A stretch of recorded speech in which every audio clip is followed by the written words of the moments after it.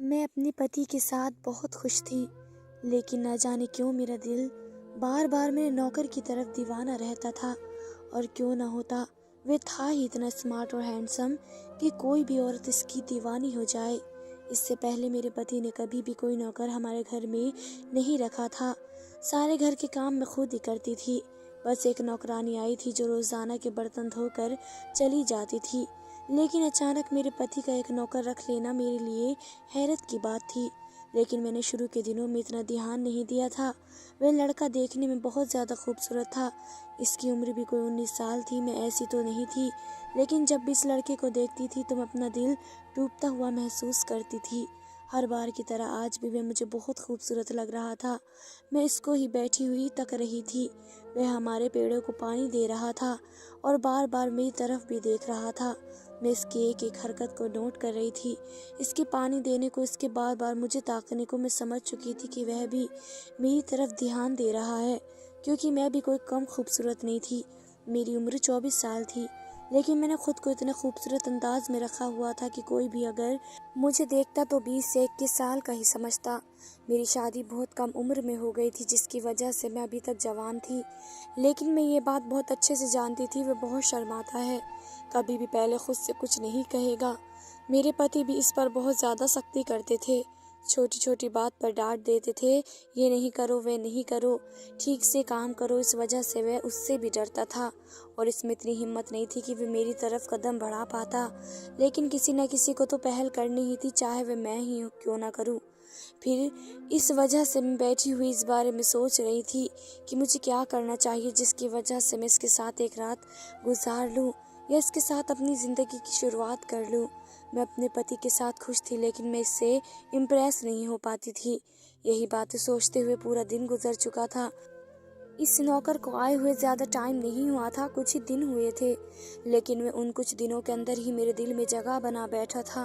उसके बात करने का तरीका बहुत ही अच्छा था, बहुत ही अच्छे अंदाज में मुझसे बात करता था।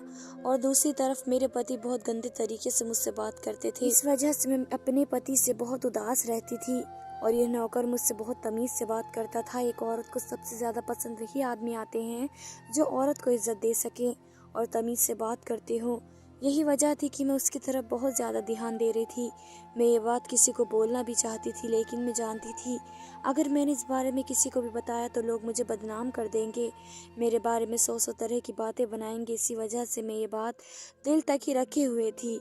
लेकिन मेरा दिल अब इस आदमी को हासिल करने के लिए पागल था। मैंने बैठे हुए ही ये सारा प्लान बना लिया था कि आज की रात मैं अपने इस नौकर के साथ ही गुजारूंगी। जैसे ही वह रात को अपने कमरे में सोने के लिए जाएगा, मैं भी उसके साथ जाकर सो जाऊंगी। मैं यही सोचते हुए अंदर चली गई थी और सारा दिन मैंने इस इंतज़ार में गुजार दिया कि बस आज की रात मैं अपनी मंजिल पर पहुंच जाऊंगी। वैसे भी मेरे पति किसी काम के सिलसिले से बाहर जा रहे थे।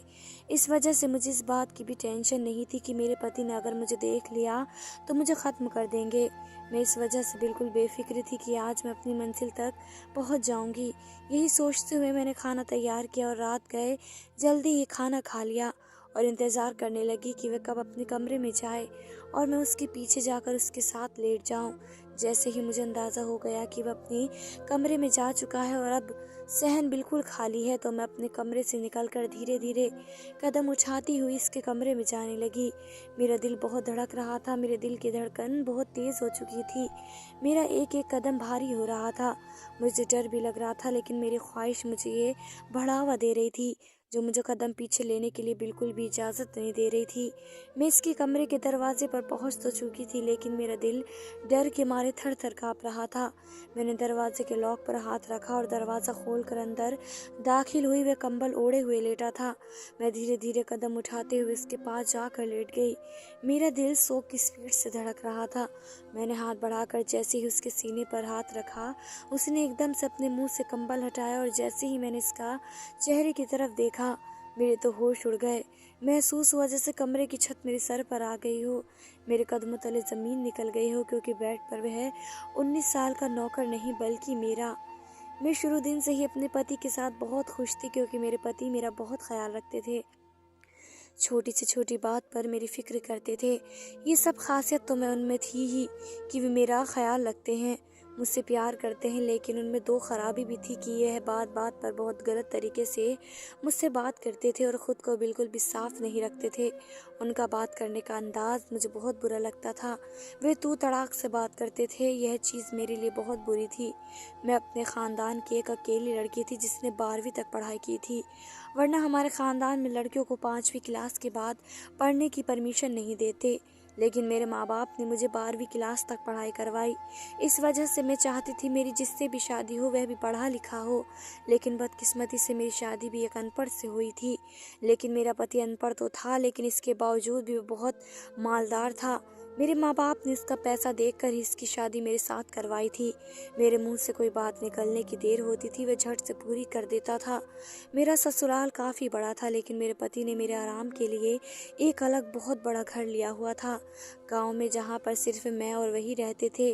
सारे घर का काम मैं खुद ही करती थी, लेकिन अब मैं कभी कभार थक जाती थी और बहुत शिकायतें भी करती थी कि इतने बड़े घर का काम मुझसे अकेले से नहीं होता, आप कोई नौकर रख दे जिससे मेरे काम में थोड़ी मदद हो जाए। लेकिन वे हमेशा यही कहते थे कि कोई ज़रूरत नहीं है, मैं नहीं चाहता तुम किसी और से मिलो, मैं चाहता हूँ बस तुम मुझ तक ही रहो। इस वजह से मैं तुम्हें अपने घर वालों से भी नहीं मिला पाता। मुझे ये बातें बहुत अजीब लगती थी और कभी कभी मैं उन फालतू की बातों से बहुत ज़्यादा परेशान हो जाती थी। लेकिन मैं जानती थी यह भी प्यार करने का एक अंदाज होता है कि मेरा पति सिर्फ अपने आप को ही मेरे पास रखना चाहता है। लेकिन मुझे अपने पति से इतनी ज़्यादा कोई मोहब्बत नहीं थी, वजह सिर्फ उनका बात करने का अंदाज़ और उनका लहजा था और उनका गंदा रहना, वरना वे बहुत अच्छे थे। मैंने एक दो बार उन्हें कहा भी था कि आप अपनी बात करने का अंदाज़ बदलें और ख़ुद को साफ़ सुथरा रखा करें, लेकिन वे मेरी बात को एक कान से सुनकर दूसरे कान से निकाल देते, क्योंकि वह बचपन से ही ऐसे माहौल में रहे थे जहाँ पर ख़ुद पर ध्यान देने की बजाय पैसे कमाने पर ध्यान दिया जाता है। खैर, वक्त गुजरता गया और मैं थकने लगी थी, क्योंकि मुझसे इतना ज़्यादा काम नहीं होता था। मेरी तबीयत भी अब ठीक नहीं रहती थी। इस चीज़ को देखकर उनको मुझ पर तरस आ गया और उन्होंने एक नौकरानी को मेरे लिए रख लिया। वे आकर रोज़ाना दिन में घर के बर्तन धो जाती थी। मैं इस लड़की के साथ बहुत घुल मिल गई थी, क्योंकि वह भी मेरी उम्र की थी। मैं इसके साथ सारा दिन हंसी मजाक करते हुए गुजार देती थी और रात में मैं मेरे पति के आने से पहले अपने घर चली जाती थी। अचानक ही मेरे पति ने एक अजीब सा काम किया। वे मेरे घर के अंदर एक 19 साल का नौकर रख लिया, जो हमारे घर के पेड़ पौधों को पानी देता था और घर की झाड़ू पोछा और बाहर का सामान लाने में मेरी मदद करता था। मैं हैरान परेशान रह गई कि जब मेरे पति एक औरत को मेरे साथ बर्दाश्त नहीं कर पा रहे थे, तो वे एक आदमी को किस तरीके से मेरे लिए बर्दाश्त कर रहे हैं। मैंने यही बात अपने पति से पूछी, तो आप इसको क्यों रख रहे हैं, जबकि आप तो एक औरत को मेरे साथ बर्दाश्त नहीं करते। तो वे कहने लगे कि हाँ, ये बात तो है, मैं किसी को तुम्हारे साथ बर्दाश्त नहीं कर सकता, लेकिन मैं जानता हूँ तुम बहुत थक जाती हो, इस वजह से मैं चाहता हूँ कि ये लड़का तुम्हारी कुछ मदद करे और इसे नौकरी की भी ज़रूरत है। मुझे ये बात बहुत अजीब सी लगी थी और बहुत कुछ इसके पीछे नज़र भी आ रहा था। मैं समझ चुकी थी कि मेरे पति मुझे चेक करना चाहते हैं। मैं जानती थी यह प्लान भी उनके किसी दोस्त ने उनके दिमाग में डाले होंगे, क्योंकि उनके दोस्त अच्छे नहीं थे, उनके जैसे ही अनपढ़ जाहिल लोगों के साथ बैठते थे। मेरा दिल डर के मारे एक पल के लिए कांप सा गया, क्योंकि मुझे डर था कहीं यह शक मेरा घर ख़राब न कर दे। लेकिन मेरे पति के अंदाज मुझे बता रहे थे कि ऐसा कुछ नहीं है, वे सिर्फ और सिर्फ मेरी मदद के लिए ही इस नौकर को रखना चाह रहे हैं।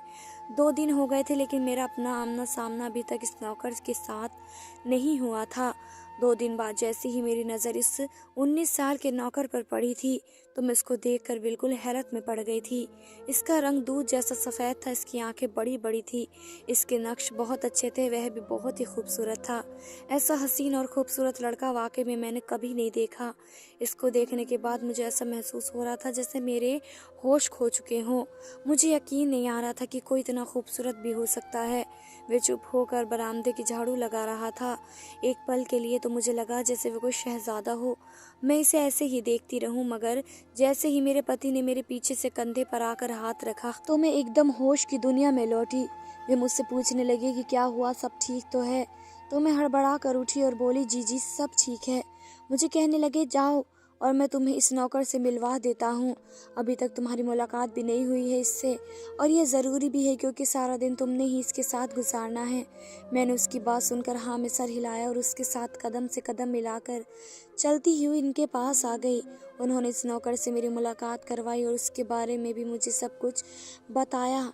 इन सारी बातों में मैं उसके चेहरे को ही देख रही थी। मुझे वो बहुत ज़्यादा स्मार्ट लग रहा था। मेरी आंखें इसके चेहरे से हट ही नहीं रही थी। यह सब मेरे पति ने भी महसूस कर लिया था, इसलिए वे जल्दी मुझे वहाँ से लेकर अंदर की तरफ चले गए, जबकि मैंने उसके साथ चलते हुए भी 1-2 बार पीछे मुड़कर देखा था।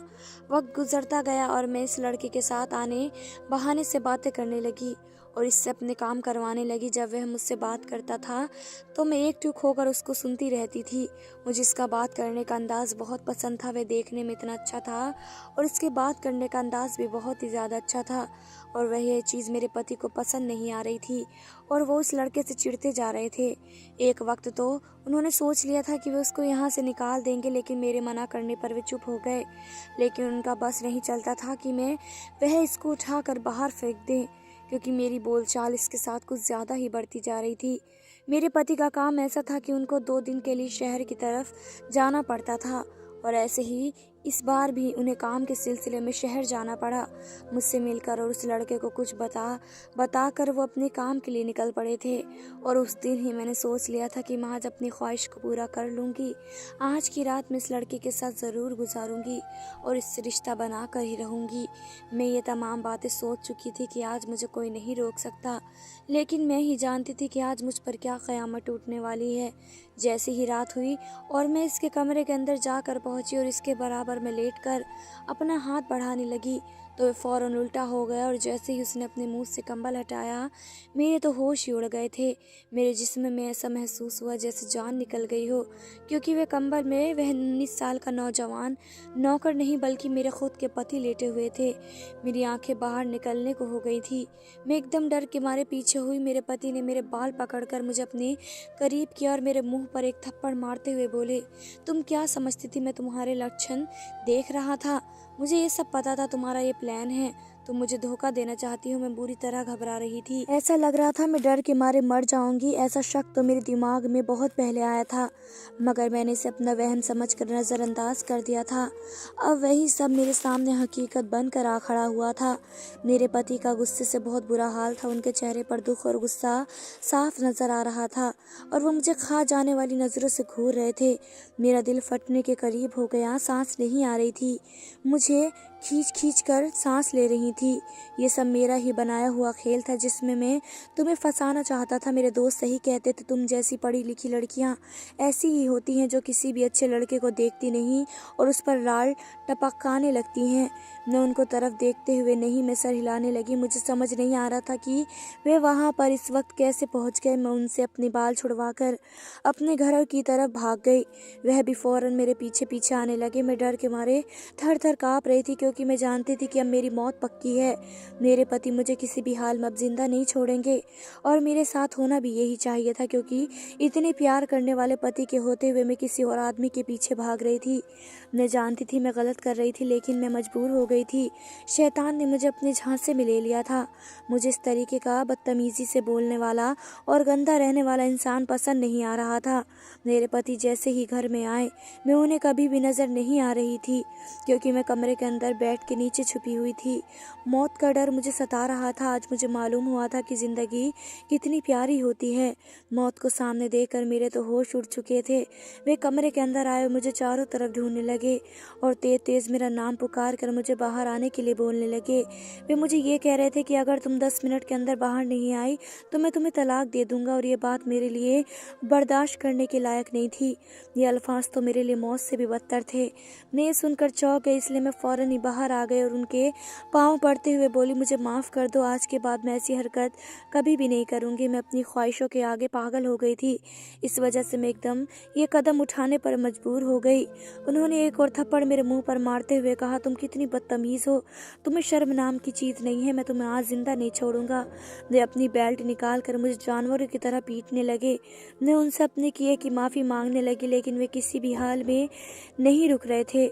उनका हाथ किसी मशीन की तरह चल रहा था। ये मेरे वही पति थे जो मुझ पर जान छिड़कते थे, मुझ पर किसी भी मुसीबत आने से पहले खुद की तरफ मोड़ लेते थे, मेरी ज़रा सी तकलीफ़ पर तड़प उठते थे और आज वे मुझे बेदर्द बेल्टों से मार रहे थे।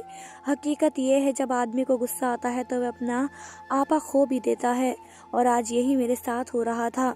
मेरे पति किसी भी हाल में नहीं रुक रहे थे। मैं उनको हटा रही थी, मिन्नतें कर रही थी, माफ़ी मांग रही थी, लेकिन वे नहीं रुक रहे थे। आखिरकार जब वे थक कर चूर हो गए तो उन्होंने बेल्ट फेंकी और सोफे पर जाकर बैठ गए और मेरी तरफ देखकर कहने लगी, मैं बहुत पछता रहा हूँ कि मैंने तुम्हें इतना प्यार दिया, इतनी इज्जत और मान दिया।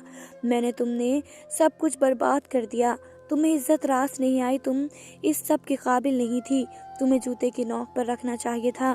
मैंने तुम्हें सर का ताज बनाया, ये मेरी गलती थी। तो मैं उनकी तरफ देखते हुए कहने लगी, ये सब आपकी वजह से हुआ है। अगर आप मेरे साथ सही तरीके से रहते, सही तरीके से बात करते, तो मैं कभी भी किसी और की तरफ ध्यान नहीं देती। मैं आपकी तरफ ही ध्यान रखती। मैंने कितनी बार आपसे कहा है कि आप अपने बात करने का रवैया बदलें, अपना हुलिया ठीक करके रहा करें, लेकिन आपने नहीं सुनी, आपने अपनी मनमानी की। तो मैं क्या करती, मैं उल्टा उस पर इल्ज़ाम डालकर अपने गुनाह पर पर्दा डाल रही थी। हो गई मैं भी किसी और की तरफ दीवानी। क्यों रखा आपने किसी आदमी को नौकर? घर में रोती हुई आवाज़ में उनके सामने खड़ी होकर बोलने लगी और कमज़ोर दलील देने लगी। उन्होंने मुझे उदास निगाहों से देखते हुए कहा, तुम्हें इतना मना, इतना मान, इतनी इज्जत, इतना प्यार दिया, इसका यह सिला दिया तुमने मुझे।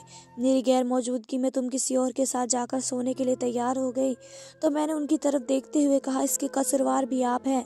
आपने ही मुझे इस चीज़ का मौका दिया है। 2 दिन 4 दिन ठीक है, आप मुझसे कई कई दिन तक दूर रहते हैं, मुझे ठीक तरीके से वक्त नहीं देते हैं, तो मैं क्या करती?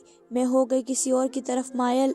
मेरी गलती नहीं है, ना आप इस मर्द को रखते, ना ये सब तमाशा होता। इतना सब हो जाने के बाद भी मैं अपनी गलती मानने के लिए तैयार नहीं थी। तो फिर वही बात, वे बोलने लगे कि मैं तुम्हें चेक कर रहा था, मुझे शक था कि तुम इस तरीके की ही लड़की हो, और देखा मेरा शक मेरा यकीन में बदल गया। मैंने जो तुम्हारे बारे में सोचा था, जिस तरीके का मुझे लगा था कि हो सकता है कि तुम ऐसी हो, मेरा शक यकीन में तुमने आज बदल दिया। और मुझे बहुत अफसोस है कि तुम मेरी बीवी हो। उनके लहजे में दुख ही दुख था।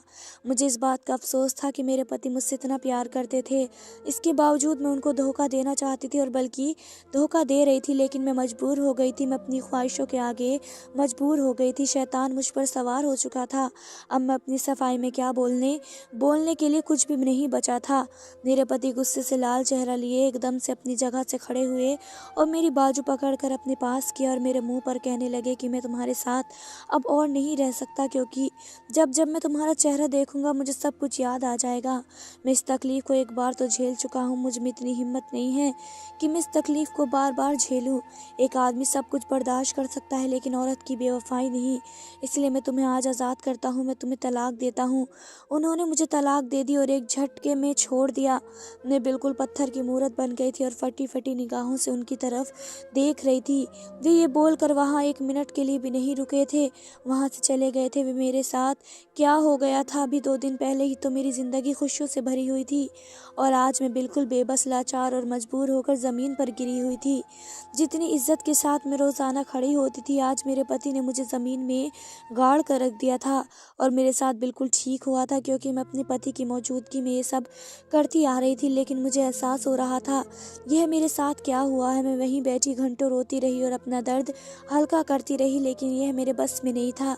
मेरी ज़िंदगी को तो जो दाग लग चुका था वे कभी भी ना मिटने वाला था। मैं उठी और अपना सामान पैक करके अपनी माँ के घर आ गई, लेकिन वहाँ आने के बाद भी जो मेरे साथ शुरू किया गया वे बर्दाश्त करने के लायक नहीं था, क्योंकि मेरे पति ने सारी बातें मेरे घर वालों को बता दी थी। मेरी माँ ने मेरे साथ बहुत बुरा सलूक किया, मेरे भाइयों ने भी मेरे साथ जानवरों जैसा बर्ताव किया। कहा कि पति के घर रानी बनकर रहती थी, और कहा मैं अपनी भाभीयों के घर एक नौकरानी बनकर रह गई थी। मुझे कोई नहीं पूछता था, जो भी मेरी तरफ देखता था गंदी नज़रों से देखता था, और मुझे गंदे गंदे अल्फाज बोले जाते थे। ऐसा लगता था जैसे मेरा नाम यही हो। मैं तो अपना नाम तक भूल गई थी। ज़िंदगी क्या से क्या हो गई थी, सिर्फ मेरे एक गलत कदम की वजह से मैं आसमान से ज़मीन पर पटक दी गई थी। अब सोचती हूँ कि क्या कमी थी मेरे पति में, जो मैं गलत रास्ते पर निकल पड़ी थी। हालांकि मैंने कुछ गलत नहीं किया था, क्योंकि मुझे मौका नहीं मिला था। अगर इस रात मेरा पति वहाँ नहीं होता तो मैं पाप कर भी लेती। मुझे नहीं मालूम वह लड़का कहाँ गया था, इसके साथ मेरे पति ने क्या बर्ताव किया था। अब सोचती हूँ काश वह लड़का हमारे घर नहीं आता तो मैं नहीं बहकती, ना अपने पति के साथ ये सब करती। अगर मैं अपने पति को प्यार से समझाती तो वह साफ सुथरा रह सकता था और इसका बात करने का रवैया भी बदल सकता था। कसूरवार वह नहीं, कसूर उसका भी नहीं था, क्योंकि उन्होंने बचपन से ही जैसा माहौल देखा था वैसा ही अपनाया था। मुझे बहुत ज़्यादा अफसोस होता है, पर अब पछतावे से क्या फ़ायदा। धन्यवाद दोस्तों।